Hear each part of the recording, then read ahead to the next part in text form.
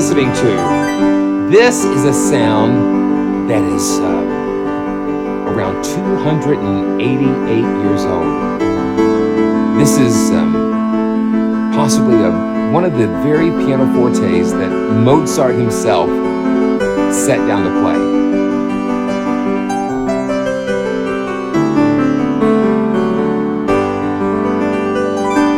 Hey, this is Simeon, and Real Samples is opening the time capsule once again with this early pianoforte that was built in 1738.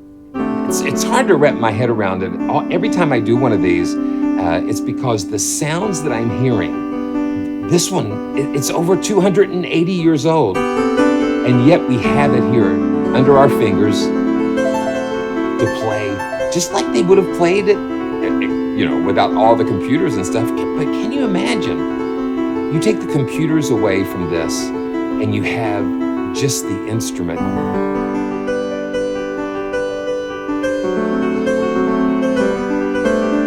It's just gorgeous. This was one of the very first pianofortes or pianos. Piano, soft, and forte, loud. And because before this, all you had was the harpsichord, where it was on and off, on and off, on and off. And of course, the plectrum would reset at different places and you'd get some variation, but there was no sense of dynamics. And when the pianoforte started coming around, it was like it brought a whole new dimension to dynamics and playing. This pianoforte was built by Johann Andreas Stein. And the Stein, I'm not quite sure if he's related to the Stein in Steinway, but honestly, it wouldn't surprise me. One of the other cool things about this pianoforte is that Mozart was 7 years old when he met Stein. And can you imagine a 7-year-old? I was around 5 years old when I started kind of going up to the keyboard and playing a little bit. But 7 years old, man, he was, just amazing. I can't imagine. I get excited about these things because we're touching history. We're hearing history. We're hearing the echoes of notes and music that have traveled through centuries, literally, to get to us here. And thanks to Real Samples for bringing this to us. Okay, I've got to show you something. And I tell you what, it's a little unnerving when you have Mozart kind of looking over your shoulder. But I've got to show you something. Take a look at this. Will you look at this? Now, this is, I think, what we've all been kind of holding our breath for and waiting for a very long time. And that is a beautiful user interface for these Real Samples libraries. And I do pray that this is just not the first one that we're going to be seeing, because it brings an entirely new dimension to these instruments.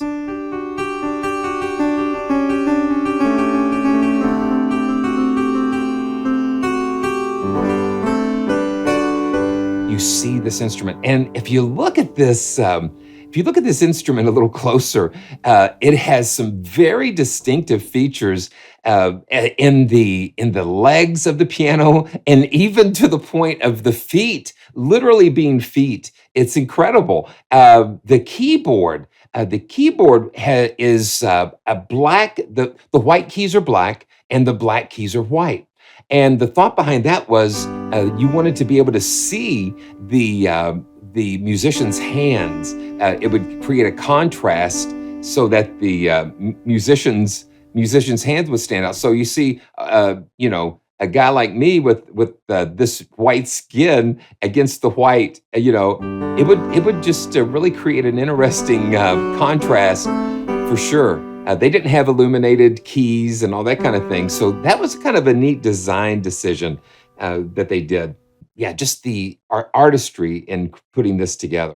So with this, we have 32 velocity layers for each note. So 32 dynamic layers for each note, and then 8 variations when you release the key. So you have 8 release variations and 32 velocity dynamic layers. So that really gives you a lot for this type of instrument.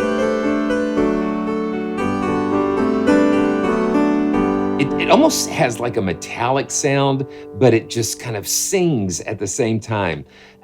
So we have a decay. This first control is the decay. We can kind of turn it all the way off, kind of like to kind of dampen it, and then we can just take it all the way over,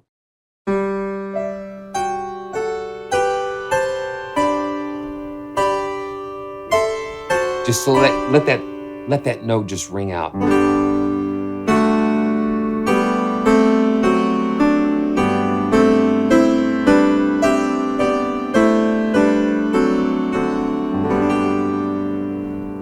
Let me just let it ring.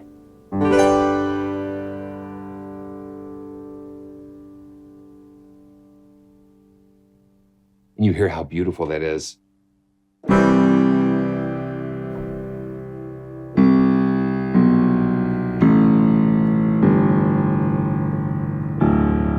So it stops on this D here.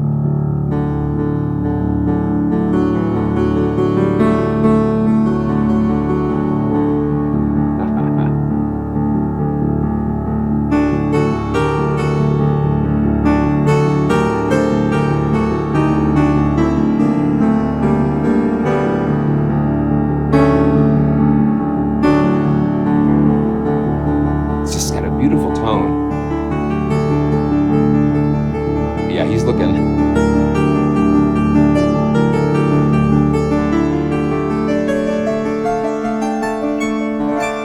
You know, I've got a new motto, I guess, or a tagline, is that it is curiosity and not perfection.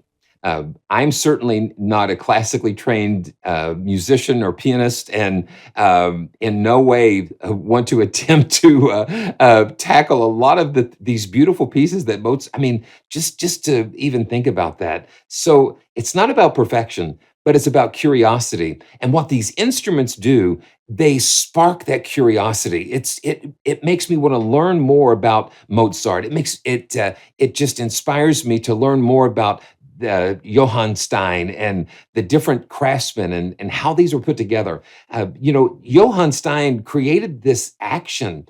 I think it initially became known as the Viennese Action, which became Mozart's favorite action. He loved the feel of that, and as modern musicians, the feel of the keyboard, the key action, it just makes or breaks it. You know, because that is what connects you to the instrument. And Johann Stein just really crafted such a beautiful action to communicate the notes and the dynamics in this instrument. So let's go back to the GUI. We'll bounce back to that. And the middle, and I'm going to just take the decay down to about like 140. No, let's see. Let's just get a little ring out of it. Yeah, I like pianos that have just like a ring. And you'll notice too that the actual profile of the piano, it's dry. It's recorded dry, and we're going to get to something real special here in just a second. So in the middle, we have the key release volume. So this allows you to adjust how loud the release samples are. I love having it all right here. Not just this beautiful interface that they created. I'm just, yeah, you can tell I like it, right? Yeah. So I'm going to turn the key releases up a little bit so you can kind of hear. Yeah, you hear that?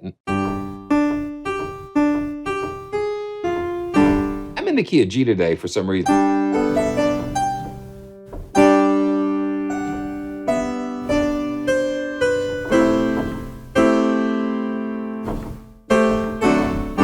It just gives you that little nuance, and so you know you don't want to. You'll never have it up that loud unless you're doing something specifically, you know, like for sound effects and things. But let's just back it back down to about 7 dB, 6 dB, well, wherever it lands. Let's just leave it there around 7.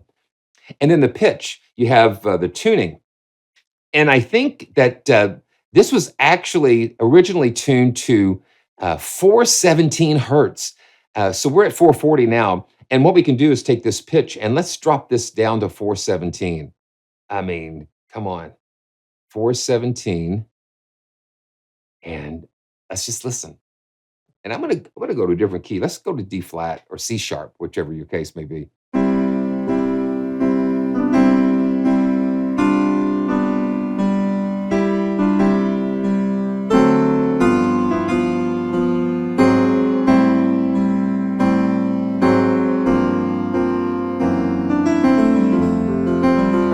Let's go to C.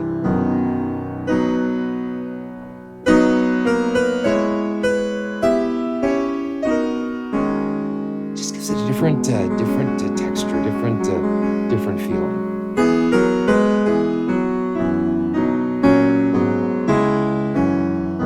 Well, let's bounce it back up to 440, and you can hold the Control key on PC, and it'll take you back to 440.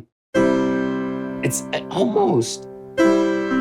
Let's just kind of take it down manually.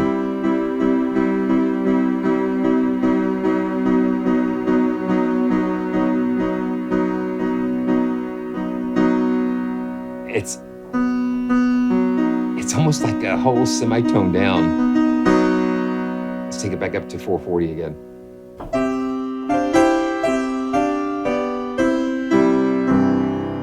It's fabulous. Yeah, if you can't tell how much I like this, when I like something, I really like it, and if I don't like something, yeah, I really don't like it. But I really like this.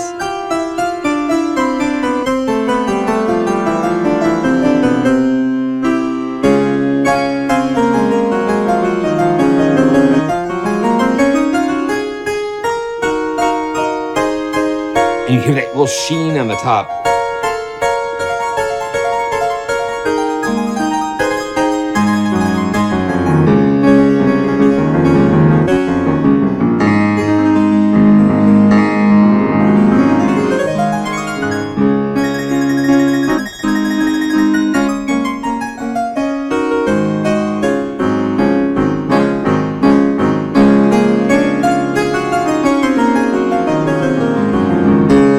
Yeah, listen to that.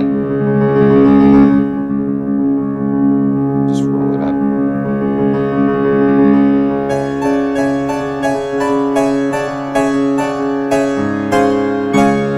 Wow.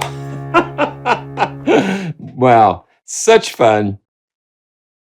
So what I love to do, I love to take these instruments and take them into some of the modern effects. And today, we're going to be taking it through the new Arturia EFX. They've just released this, and this is the ambient. And let's take a look at that. And ambient just really gives you a lot of really cool things to just to shape the tone and do all kinds of crazy things with the instrument here. Yeah, there's just so much here. But let's see. Let's just close that advanced because I've gone through and shown saved some favorites. So we'll open up the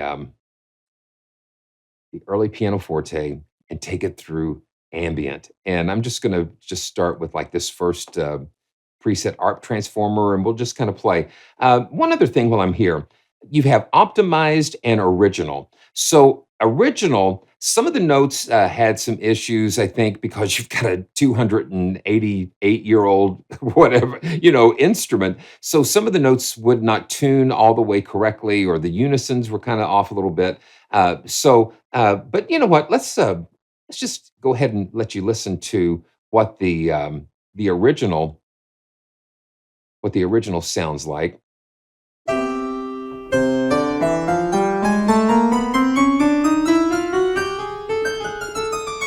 Got a little bit more imperfections.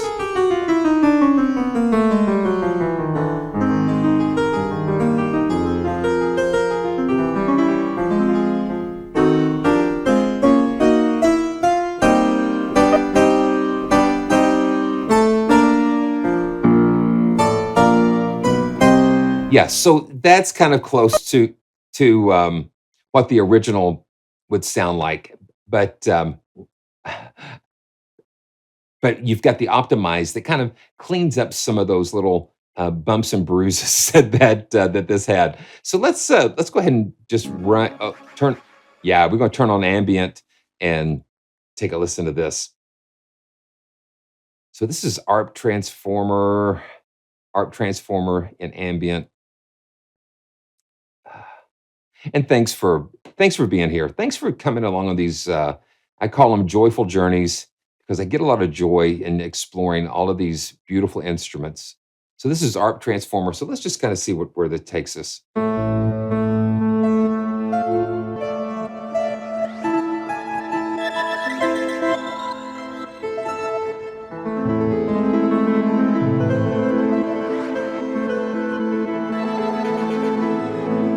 Let's just lay and just hold it.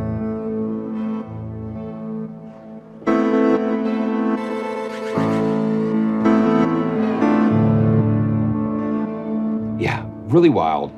And now let's see. Let's go to the favorites. Calm amongst chaos. That's kind of cool. And it has so many different things that you can do. Different tone, different blocks. You've got different blocks of things that affect this. But we're just interested in hearing what this is. And since the pianoforte was recorded dry, it's perfect for this kind of thing.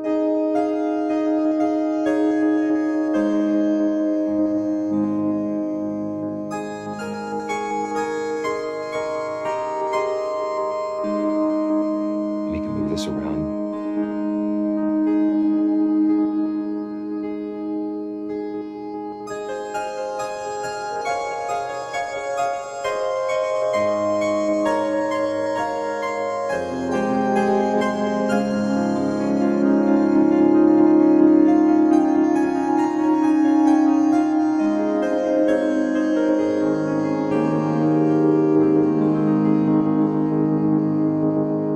Amazing. Deep dive into darkness. Now this is kind of cool.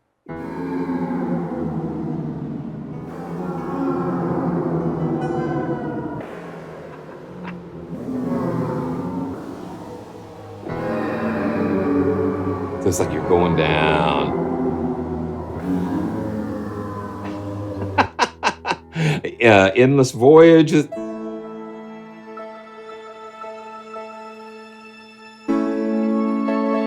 I'm always fascinated by what these effects do.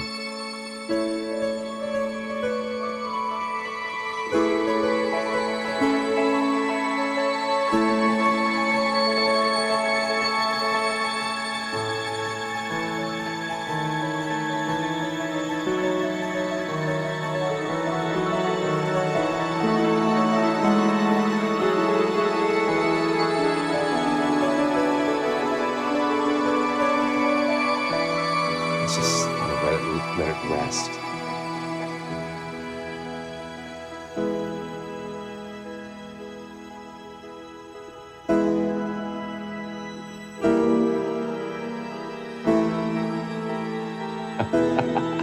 Let's do a couple more. Epiphany.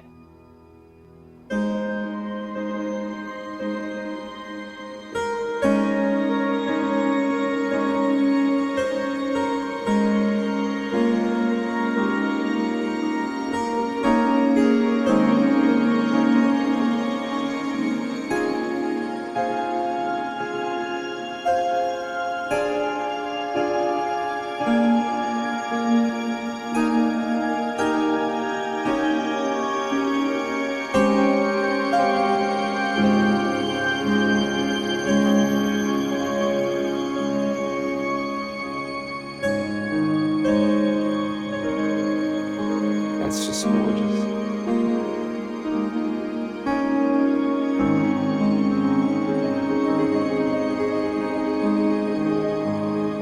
All of those beautiful tones just kind of swirl together and blend together.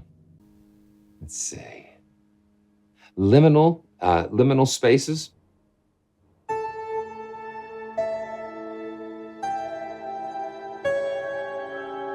Yeah.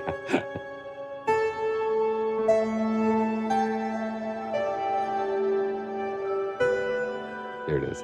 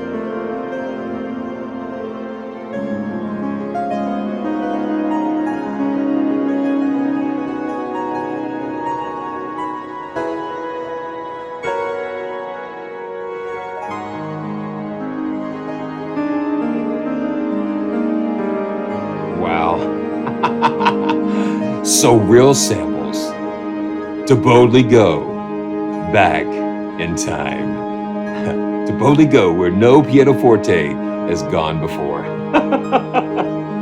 Wow. Well, I want to thank Real Samples. These experiences are just, they're joyous. They're just so much fun. It's fun to really enjoy what you do, and I enjoy what I do. I enjoy this. I enjoy sharing these adventures with you. The continuing voyages of me and Chewy and you in Real Samples. I can't wait to see where we're going to go next. So all the links are going to be in the description, and make sure you check it out. Make sure you like and subscribe, and thanks for coming along. And this is Simeon reminding you to always stay joyful. And I'll see you next time.